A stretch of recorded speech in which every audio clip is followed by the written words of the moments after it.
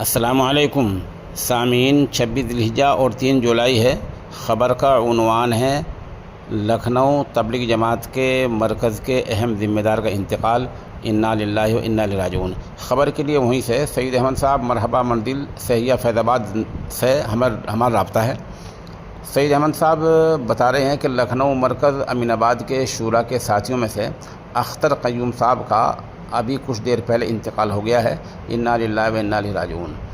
سید احمد صاحب نے مغفرت کی دعا اور ایصال ثواب کی درخواست کی ہے، اور انہوں نے بتایا کہ مرحوم کی تدفین کل یعنی جمعرات کے دن صبح 8 بجے ایش باغ قبرستان میں ہوگی۔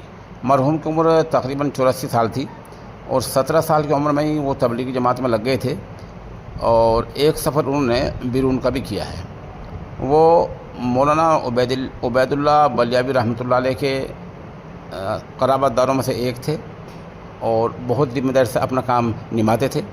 خبر رساں نے سامعین سے اور ناظرین سے مرحوم کی مغفرت اور درجات کی بلندی اور ساتھ ساتھ پسماندگان کے لیے صبر جمیل کی دعا کی درخواست کی ہے۔